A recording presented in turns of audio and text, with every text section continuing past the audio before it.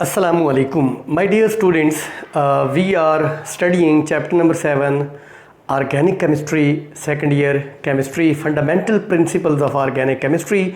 This lecture is about reforming. Reforming का मतलब इस्लाह करना, दुरुस्ती करना, करेक्शन करना होता है। बुनियादी तौर पर रिफार्मिंग ऑफ पेट्रोलियम ये टॉपिक है।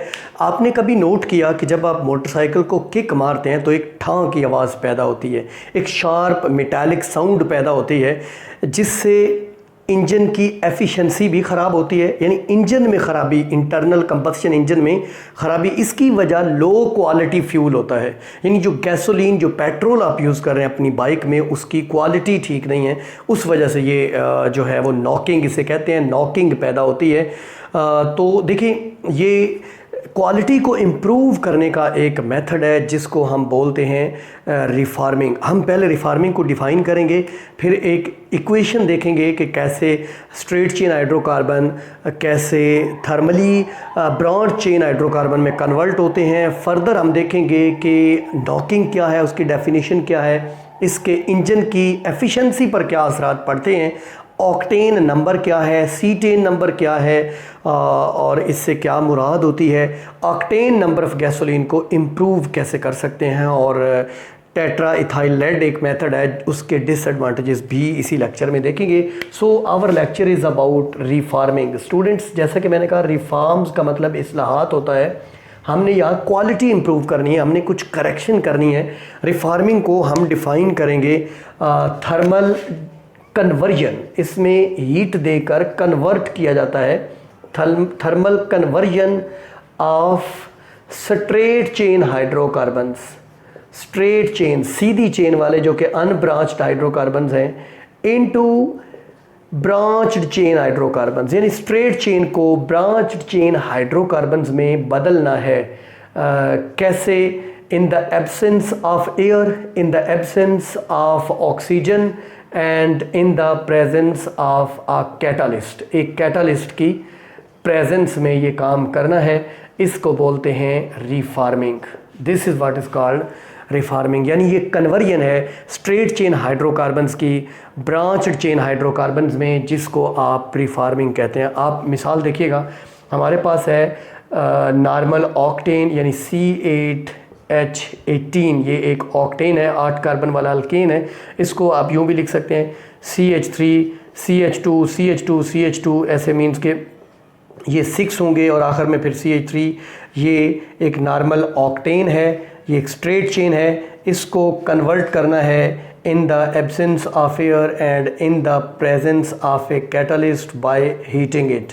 तो ये कन्वर्ट हो जाएगा कार्बन 1 2 3 4 5। इसको नंबरिंग इधर से कर लें, 1 2 3 4 5। कार्बन नंबर 2 पे 2 मिथाइल ग्रुप हैं, CH3। कार्बन नंबर 4 पे एक मिथाइल ग्रुप है, और इसकी वैलेंसी 4 पूरी करने के लिए 3 हाइड्रोजन, इसके साथ 2 हाइड्रोजन, इसके साथ 1 और इसके साथ 3। इसको कार्बन नंबर 2 पे 2 मिथाइल है, 2 2 और 4 पे 2 2 4 tri methyl, 2 2 4 tri methyl. Total कितनी है? लॉन्ग चेन या पेरेंट चेन पेंटेन, तो इसका नाम ये हो जाएगा। देखें, 2 2 4 ट्राई मिथाइल पेंटेन, ये एक ब्रांच चेन हाइड्रोकार्बन है। नॉर्मल ऑक्टेन, ये एक स्ट्रेट चेन हाइड्रोकार्बन है। ये इंटरनल कंबस्शन इंजन में स्मूथली बर्न नहीं करता, इससे नॉकिंग पैदा होती है। ये जो है ये नॉकिंग पैदा नहीं करता, इसका ऑक्टेन नंबर हाई होता है। वो ऑक्टेन नंबर क्या है वो हम बाद में देखते हैं। स्टूडेंट्स देखें, नॉकिंग के बारे में थोड़ा सा पहले जान लें। What is this knocking? जैसा कि मैंने कहा कि sharp metallic sound, knocking is what? Sharp metallic sound which produced due to low quality fuel in the internal combustion engine due to combustion का मतलब होता है burning in the presence of oxygen.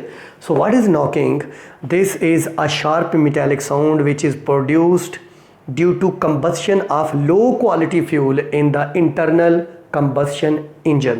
क्या क्या इसमें लिखना है? Sharp metallic sound which is produced due to combustion of low quality fuel in the internal combustion engine is called as knocking. This knocking actually क्या होता है कि जब जो आपने गैसोलीन यूज़ कर रहे हैं वो स्ट्रेट चेन, उसमें ज़्यादा कंपाउंड्स हैं, उसकी क्वालिटी बेहतर नहीं है। तो जब स्पार्क प्लग फायर करता है तो स्पार्क प्लग फायर करने से पहले ही ये इग्निशन हो जाती है, कंबस्शन हो जाती है, जलने लगता है, तो इससे एक शार्प मेटालिक साउंड पैदा होती है। इसको एग्जैक्ट टाइमली, इसको डिले भी नहीं होना चाहिए, इस इग्निशन को, इस कंबस्शन को, इस बर्निंग को, और इसको बिफोर टाइम भी नहीं होना चाहिए। अगर ये बिफोर टाइम हो तो ये नॉकिंग, ये इंजन की एफिशिएंसी यानी काम करने की सलाहियत, वर्क कैपेबिलिटी को भी रिड्यूस करता है। तो इससे अच्छा, अब क्या इसमें किया जाता है जी? इसमें क्या किया जाता है, स्ट्रेट चेन हाइड्रोकार्बन्स को ब्रांच चेन में एक टर्म मुतारफ़ कराई गई है, octane number. What is this octane number?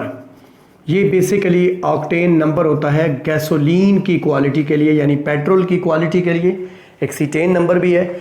Cetane number जो है वो बेसिकली गैस आयल की क्वालिटी के लिए होता है, यानी जिसको आप डीजल कहते हैं, सॉरी, गैस आयल की क्वालिटी के लिए सीटेन नंबर है और गैसोलीन की क्वालिटी के लिए ऑक्टेन नंबर है। इस ऑक्टेन नंबर, ऑक्टेन वैसे C8H18 वाले को कहते हैं और C10 C16H34 वाले को कहते हैं। अच्छा, मज़ीद आगे देखें, ऑक्टेन नंबर क्या है, हम इसको डिफ़ाइन करेंगे।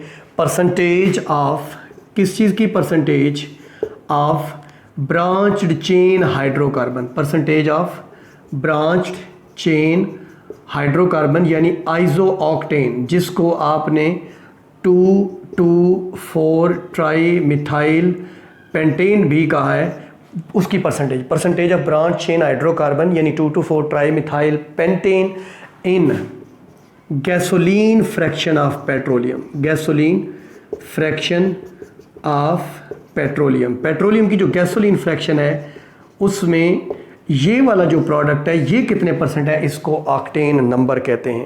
भाई students, what is this cetane number? Cetane number क्या है, गौर से देखें। हम सीटेन नंबर को कहेंगे परसेंटेज ऑफ सीटेन। सीटेन क्या है, जिसको आप हेक्साडीकेन भी कहते हैं, percentage of hexadecane in gas oil fraction of petroleum. असल में इसकी मैग्नीट्यूड जो है वो भी नॉर्मल होनी चाहिए और इसकी नॉर्मल होनी चाहिए, यानी 2,2,4 ट्राई मिथाइल पेंटेन की भी नॉर्मल होनी चाहिए। ये गैस ऑयल की क्वालिटी बताता है और ये गैसोलीन की quality. Question is how to improve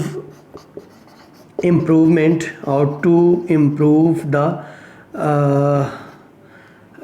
improvement in the knocking कैसे ख़त्म की जाए, या मीन्स कि रिफार्मिंग कैसे, इसके कई तरीके हैं, जिनमें से एक है रिफार्मिंग, यानी ये जो हम पढ़ रहे हैं कि आप स्ट्रेट चेन हाइड्रोकार्बन को ब्रांच्ड चेन हाइड्रोकार्बन में बदल दें। इसका एक दूसरा भी तरीका है एरोमाटाइजेशन, एरोमेटिक कंपाउंड्स में बदल दें। एरोमेटिक कंपाउंड्स क्या होते हैं? रिंग स्ट्रक्चर्स जिनमें कम से कम एक बेंजीन होता है।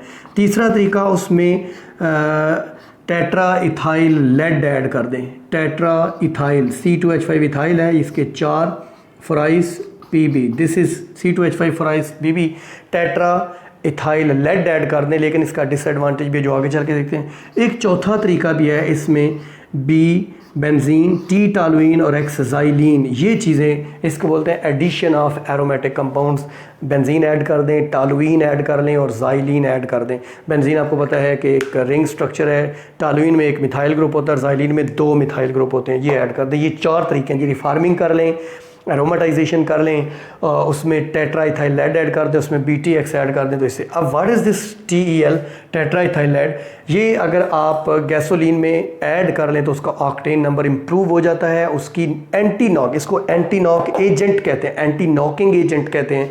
इससे नॉकिंग ख़त्म हो जाती है, वो जो शार्प मेटालिक साउंड है वो। लेकिन इसका एक साइड इफ़ेक्ट ये है कि इसकी बर्निंग से PbO लेड ऑक्साइड बनता है, जो लेड में कन्वर्ट होता है और एग्जॉस्ट पाइप से यानी धुएं के ज़रिए ये एटमॉस्फेयर में चला जाता है और ये एयर पोल्यूशन का सबब बनता है।